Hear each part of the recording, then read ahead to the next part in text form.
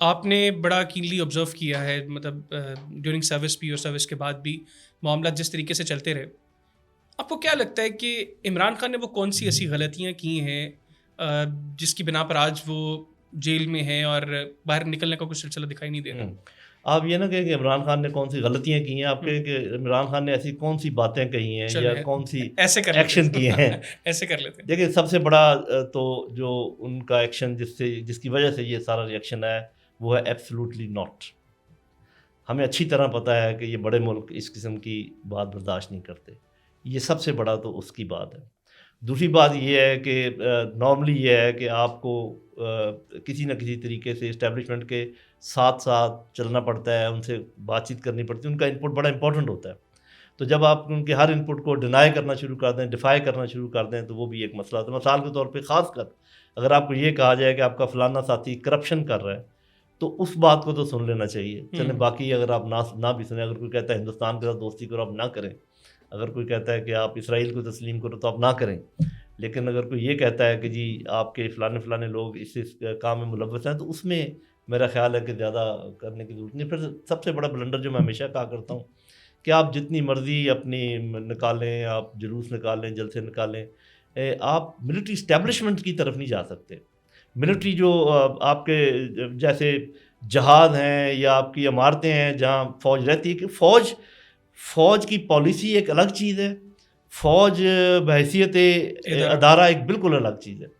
آپ صرف اس وجہ سے کہ ایک ٹیمپرری پالیسی کے آپ خلاف ہیں جو کہ چینج ہوتی رہتی ہے، کبھی ادھر ہوگی کبھی ادھر ہوگی، آپ فوج کے بدن کے اوپر حملہ نہیں کر سکتے. یہ نہیں کرنا چاہیے تھا، اور میرا خیال اس کا ان کو احساس ہے. اور اس میں کن کن لوگوں نے کیا کیا کردار ادا کیا وہ ایک الگ بات ہے، لیکن یہ میں کہوں گا کہ یہ چند ایک ایسے ان کے اقدامات ہیں، اور یہ سب غلطیاں نہیں ہیں. یہ سب غلطیاں نہیں ہیں. یہ غلطی تو میں نے بتا دی ہے کہ آپ کو ملٹری انسٹالیشن کی طرف نہیں جانا چاہیے تھا. باقی ایبسلوٹلی ناٹ کہنے کا رویہ طریقہ غلط تھا، اٹ واز ناٹ ڈپلومیٹک. اور جو بات چیت ہے کرنے کا، جب آپ نے نو کرنا ہو کسی کو تو اس کا طریقہ کار کا فرق ہو سکتا ہے. لیکن یہ ہے کہ لیکن سر جو آپ نے ایک غلطی آپ نے بتایا کہ یہ ان کی غلطی تھی جو ملٹری انسٹالیشنز کی طرف بڑی چیزیں اور نقصان پہنچایا، الٹیمیٹلی فوج کی ساکھ کو بڑا نقصان پہنچا. آپ سمجھتے ہیں کہ اس کے اوپر خان صاحب کو اب معافی مانگنی چاہیے؟ اور یہ کہیں نہ کہیں ایک وجہ بھی ہے، مطلب بون آف کنٹینشن بھی ہے اسٹیبلشمنٹ. دیکھیں میرا اپنا خیال ہے کہ خان صاحب نے ایک قدم بڑھایا ہے، ادھر سے قدم نہیں بڑھا. اور میں آپ کو بتا دیتا ہوں، خان صاحب نے یہ مان لیا ہے کہ یہ ہمارا پروگرام یہی تھا کہ اگر کوئی ایسا معاملہ ہوا، اور پھر انہوں نے یہ بھی کہا کہ جس طریقے سے مجھے پکڑا گیا اس کا، اور سب کو پتا تھا کہ کن لوگوں کے ایما پہ پکڑا جا رہا ہے، تو ریئیکشن ایسا ہی ہونا تھا. لیکن میرا خیال ہے کہ اس کی پلاننگ بھی تھی. لیکن وہ جو ایک چیز ڈیمانڈ کرتے ہیں، مجھے آپ بتائیں کہ اس میں کیا قباحت ہے. جوڈیشل کمیشن، کہ جوڈیشل کمیشن یہ اگر یہ کہہ دے کہ جی یہ عمران خان کے لوگ ہی تھے، انہوں نے یہ توڑ پھوڑ کی ہے، تو یہ معاملہ تو 2 دن میں ختم ہوتا ہے، تو پھر کیا پرابلم ہے؟ تو عمران خان یہ مان رہا ہے کہ میرے لوگ آئے ہیں، لیکن وہ یہ نہیں مان رہا کہ میرے لوگوں نے توڑ پھوڑ کی ہے. اس کے لیے وہ جوڈیشل کمیشن کی ڈیمانڈ کر رہا ہے، جو بالکل درست ہے. اچھا سر، یہ بتائیے گا کہ میں پولیٹیکل چیزوں کو اب ختم کر کے اس طرف آتے ہیں، لیکن آخری سوال، خان صاحب کے دور میں بڑی باتیں ہوتی تھی کہ جو ابھی سیم پیج ہے نا، ایسا تو سیم پیج کبھی تاریخ میں، پاکستان کی تاریخ میں نہیں تھا. اور پھر کہا جا جی کہ 10 سال کا پلان بن رہا ہے، جی 25 سال کا پلان بن رہا ہے، فلانا آگے آ جائے گا، ایسا سیٹ اپ تبدیل ہو جائے گا، پریزیڈنشیل فارم آف گورنمنٹ ہو جائے گی، عمران خان صدر بن جائیں گے.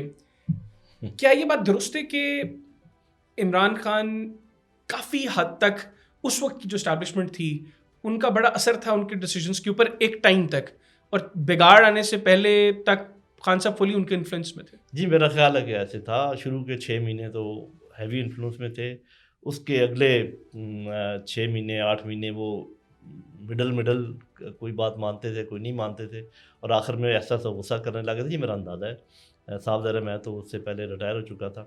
اور جہاں تک یہ ایک پیج پر ہونے یا نہ ہونے کی بات ہے، تو یہ میری بات یاد رکھ لیں اور لکھ لیں کہ جو آج ایک پیج پر ہیں کل وہ بھی یہی شکایتیں کریں گے.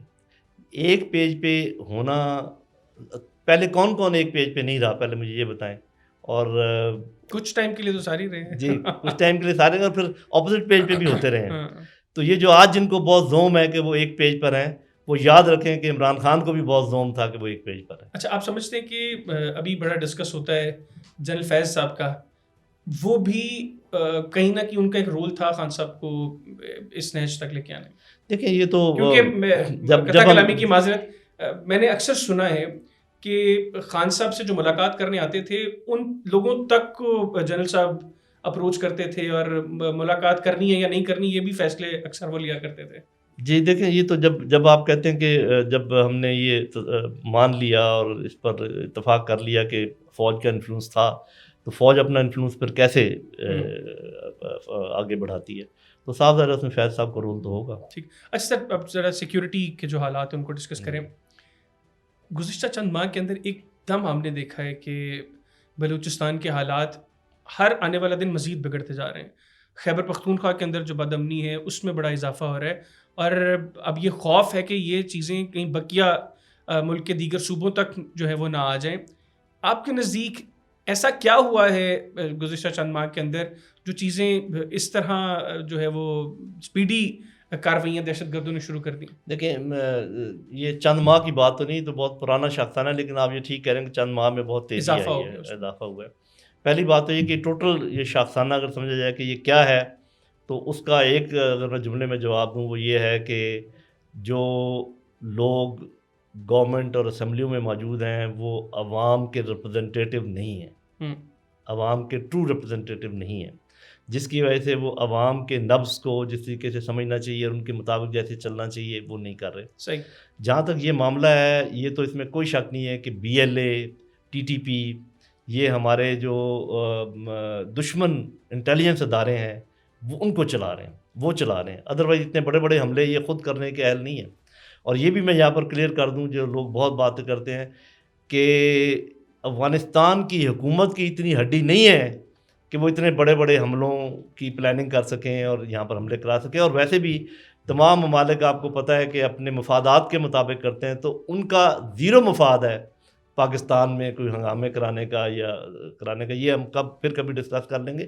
تو یہ ایک چھوٹی سی بات میں ضمناً ایڈ کرتا جاؤں کیونکہ اس کا تعلق ہے، یہ آج کل آپ کو پتہ، پہلے ایک چلا تھا کہ جی باگرام ایئر بیس، تو اس کا کوئی امکان نہیں ہے. اچھا. دوسری بات یہ جواب دے دیا جی دوسری بات یہ کہ جی سر کیوں امکان نہیں ہے اس کا؟ آپ کا کیا خیال ہے کہ 40 سال تک جو لوگ اپنا خون بہاتے رہے اور لڑتے رہے وہ اس لیے تھے کہ پھر بعد میں پلیٹ میں رکھتے؟ لیکن سر 40 سال کے بعد آج وہ حکومت میں ہیں، ان کی اپنی پرابلمز ہیں، ان کو پیسوں کی ضرورت ہے. وہ پیسے مل رہے ہیں ان کو، وہ میں آپ بات کر لیتا ہوں اس کے. دوسری بات یہ کہ اگر چائنا بیٹھا ہوا ہے ادھر، جی آپ کی کامن سینس کیا کہتی ہے کہ چائنا کے وہاں بیٹھے ہوئے جبکہ وہ اتنی انویسٹمنٹ کہہ رہا ہے وہ ایک بیس دے سکتے؟ بڑے اچھے تعلقات ہیں چائنا کے اور افغانستان کی اس وقت گورنمنٹ کے. صرف اچھے تعلقات ہی نہیں ہیں، بہت بڑے پیمانے پر وہاں انویسٹمنٹ کر رہے ہیں. تو آپ مجھے اپنی کامن سینس بتائیں کہ یہ ہو سکتا ہے کہ وہ ایک بیس وہاں پر امریکہ کو دے دیں جہاں پر کہ چائنا ٹوٹل انفلوئنس ہے. پھر آپ اپنی کامن سینس سے بتائیں کہ کیا TTP جب حملے کرتی ہے چائنیز کے اوپر اور چائنا نزدیک ترین ہے افغانستان کے اوپر، تو یہ افغان حکومت کے انٹرسٹ میں یہ بات جاتی ہے؟ تو یہ ایک الگ شاخسانہ ہے